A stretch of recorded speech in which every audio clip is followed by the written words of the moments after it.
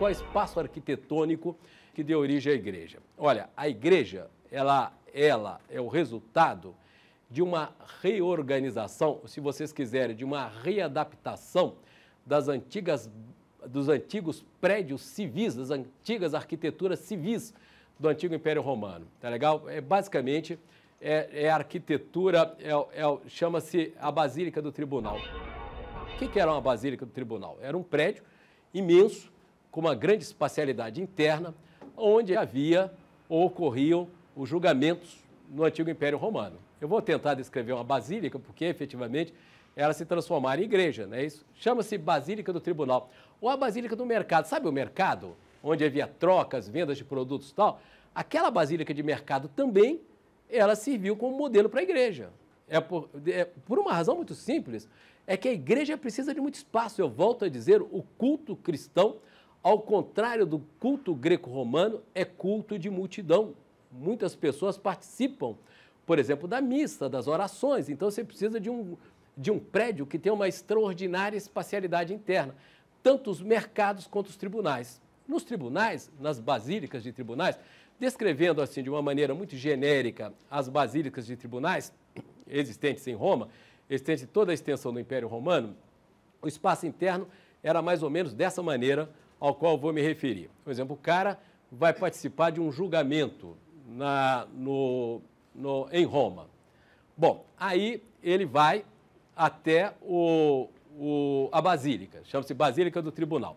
Nesta Basílica, antes de entrar no prédio, tem uma espécie de via de acesso, quer dizer, um espaço assim intermediário, tal, que eles denominavam de narthex. Gostaria que vocês guardassem esse nome, narthex. Narthex é uma via de acesso. Os caras entravam e aqui tinha, fazendo uma descrição assim muito genérica, uma cerquinha de madeira, etc. tal, e esse espaço anterior era o narthex. E aqui nas duas paredes laterais da Basílica do Tribunal, havia alguns espaços assim semicirculares nas duas paredes. E lá no fundo, mas bem lá no fundo, havia um espaço assim também semicircular, tá legal, que se chamava abside. Olha o termo, é abside. E lá ficava uma espécie de juiz de última instância. Então, o cara ia participar de um julgamento. Ele chegava, então a primeira via de acesso era, como é que se chamava? Chamava-se o narthex. Aí ele ficava ali. Aí o nome do cara, o cara que ia participar do julgamento era chamado. Aí ele entrava. Aí ele ia participar dos primeiros julgamentos, em primeiras instâncias, eu estou usando um vocabulário contemporâneo, que evidentemente não se aplicava na época. Se a sua pendência não fosse resolvida naqueles espaços semicirculares, ele ia submeter a um julgamento em última instância e ficava lá no fundo, lá na abside. Então, é esse espaço que se transforma na igreja. Chama-se Basílica de Tribunal, ou a Basílica de Mercado. Ou Basílica de Tribunal, ou a Basílica de Mercado. Esses espaços semicirculares que vão ficar nas paredes laterais vão dar origem no interior da igreja. Vamos pensar agora a igreja moderna, a igreja contemporânea, ou a igreja que surgiu daí, a partir do século IV, depois que o Constantino concedeu liberdade de culto aos cristãos. Aqueles espaços semicirculares ali se transformaram na igreja, nas capelas, não é isso?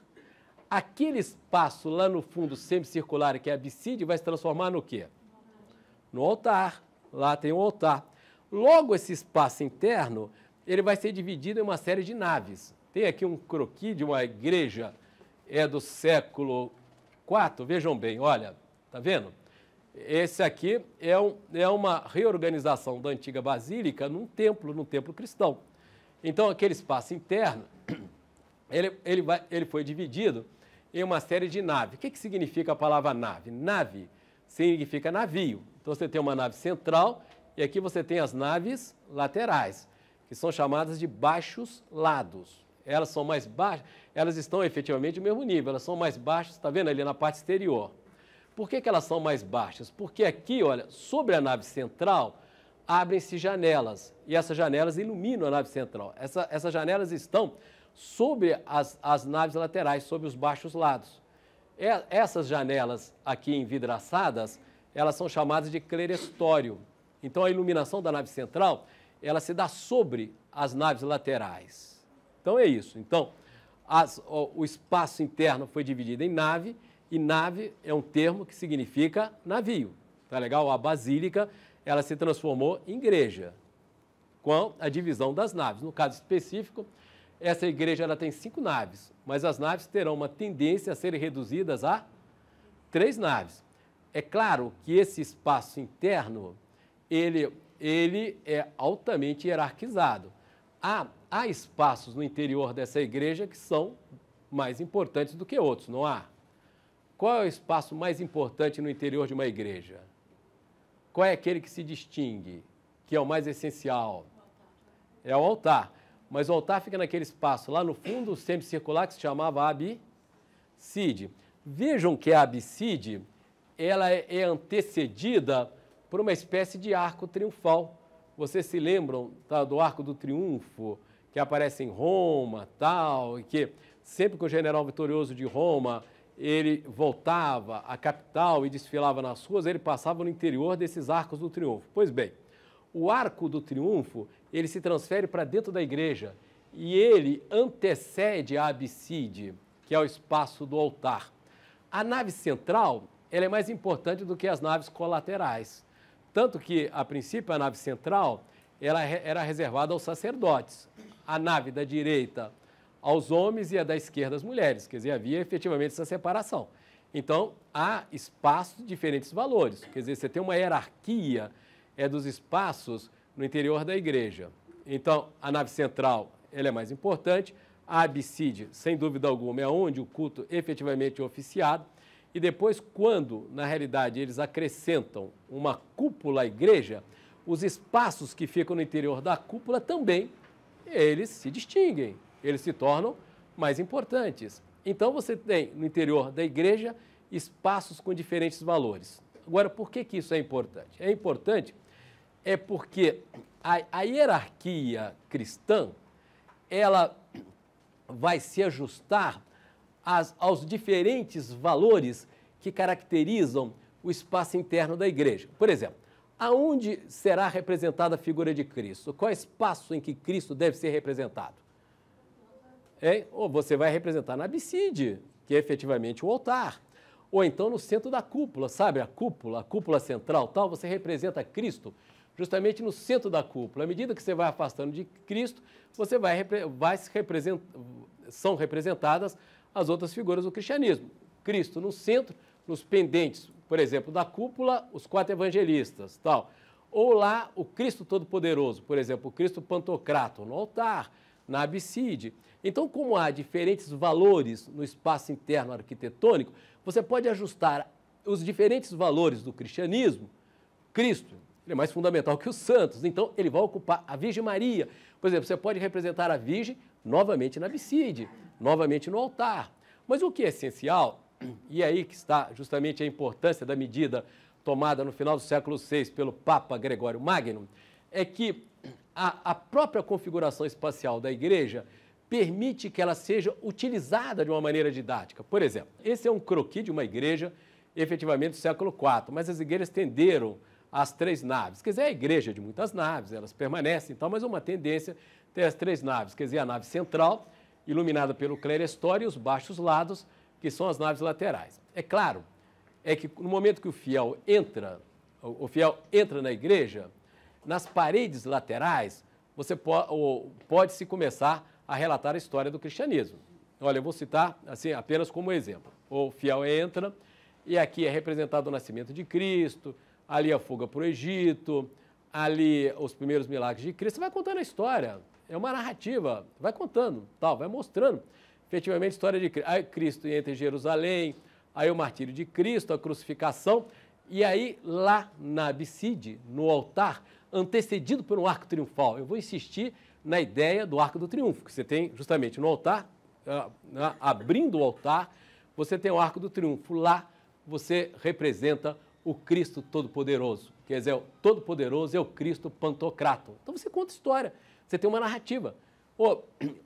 Pode-se utilizar justamente a configuração espacial da igreja para contar a história do cristianismo. É por meio de imagens. Você vai contando nas paredes, tal, e lá o altar, a abside e tal, ela se presta a uma cena sintética, tá legal? Que se dá justamente lá. Tudo bem? Então é isso. Então, a igreja, ela não é apenas um lugar de reunião, mas é um lugar também onde se glorifica a figura de Deus.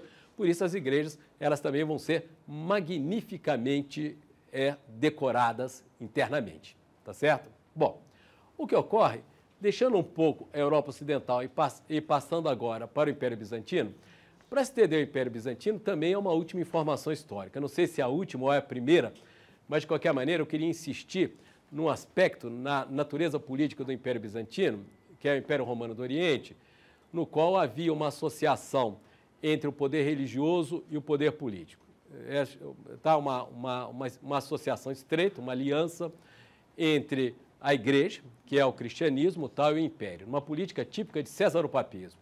Quer dizer, há uma aliança entre o César e o Papa. Quer dizer, só existe uma religião, essa religião é o cristianismo.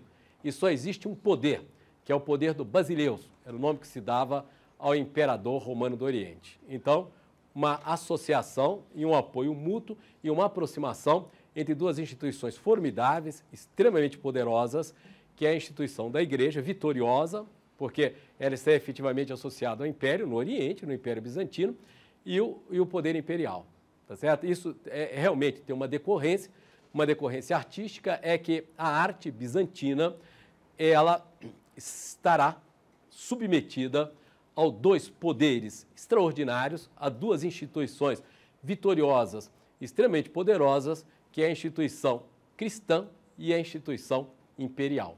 Isso tem decorrências. E quais são as decorrências dessa ligação entre a arte bizantina, que é uma arte imperial?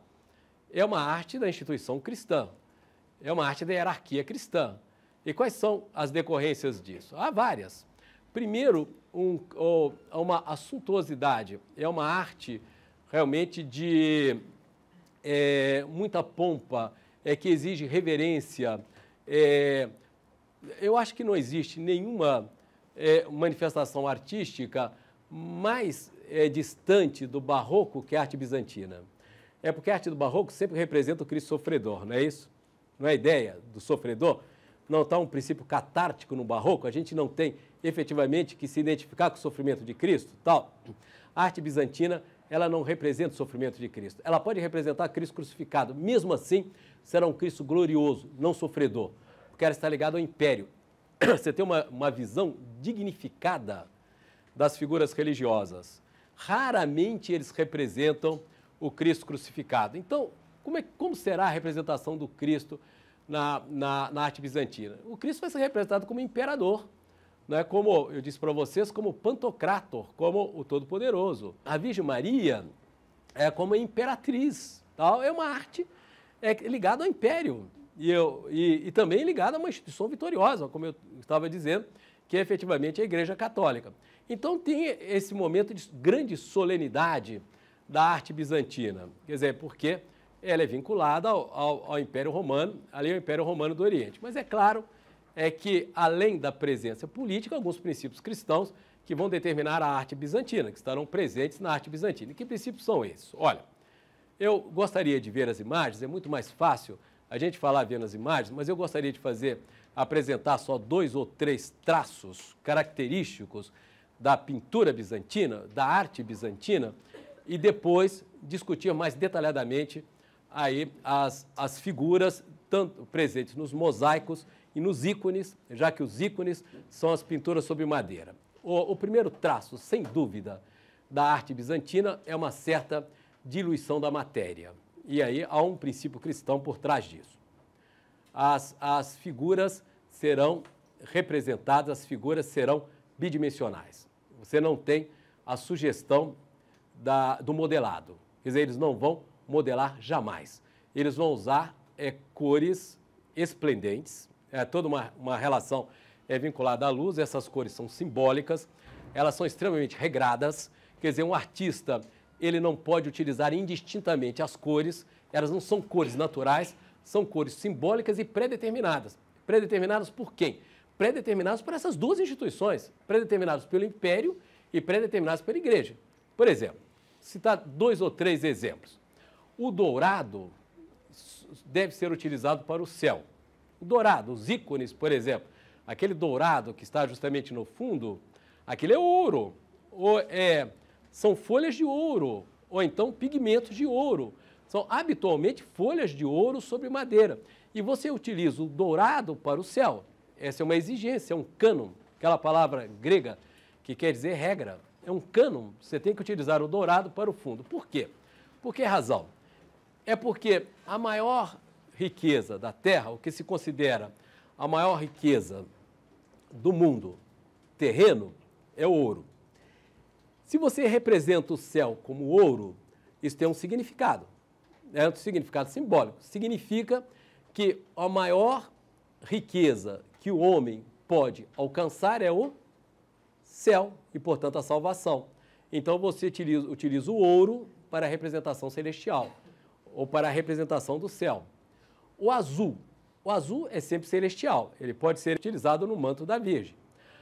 A cor púrpura há regulamentações estritas que proíbem a utilização da púrpura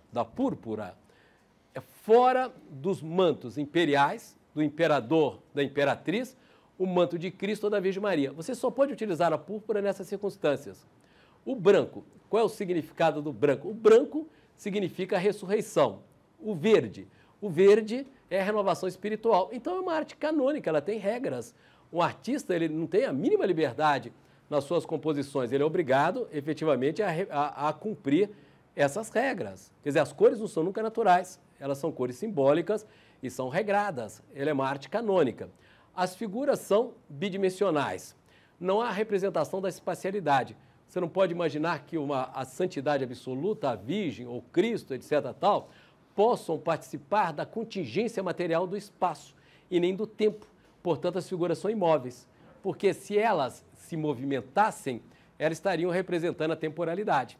Então, é uma arte atemporal, espacial, alguma sugestão do espaço, mas as figuras são geralmente, tudo se decide na superfície e também são figuras bidimensionais.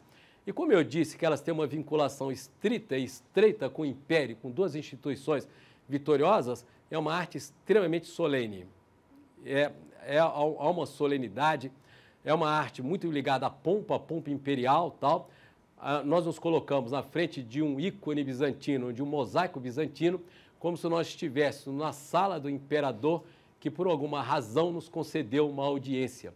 E aquela figura exige de nós um comportamento solene. Quer dizer, tem justamente esse traço efetivo da solenidade. A arquitetura bizantina, ela de uma maneira ou de outra, ela cumpre esses princípios da arte bizantina em geral. Quais são esses princípios? Primeiro, olha, a desmaterialização. Essa é uma igreja conhecida, talvez uma das mais conhecidas, né? Essa é a igreja de Santa Sofia, que estava na capital do Império Bizantino, em Bizâncio, em Constantinopla, e ela foi construída pelo imperador Justiniano. Em 532 até 537, o Justiniano construiu essa magnífica catedral, que chama-se Catedral de Santa Sofia, é a Catedral da Santa Sabedoria. O que nós estamos vendo aí é uma mesquita, não é? Porque, estão vendo aí os minaretes? E ali no alto, justamente da igreja de Santa Sofia, tem um crescente, que é o símbolo da religião islâmica, né? Da religião muçulmana. O que ocorreu é que em 1453, os turcos otomanos, que eram muçulmanos, que haviam se islamizado, eles tomam Constantinopla e transformam Santa Sofia numa mesquita. É por isso que ela tem aí esses símbolos da religião islâmica. Mas ela foi construída no século VI, entre 532 e 537. É claro que toda a decoração interior, tal, ela foi coberta, né? Porque não há representação de figura sagrada no islamismo, né? Esses são os arabescos, aquela decoração abstrata e geométrica, né? Isso ela foi coberta.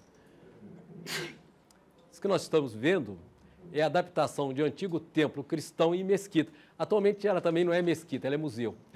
Mas ela foi durante grande parte, depois de 1453, ela foi uma mesquita. Tanto que tem os minaretes ali, tá vendo? Os minaretes em torno da Santa Sofia. A gente tem que abstrair os minaretes. Para a gente perceber o que era a igreja construída pelo Justiniano, tem que esquecer ali, tem que apagar os minaretes. Então, primeiro, a construção, o templo bizantino, você tem esse princípio da desmaterialização, tá legal? Você desmaterializa. De que maneira? você substitui o cimento romano, você se lembra do cimento romano, do agregado romano?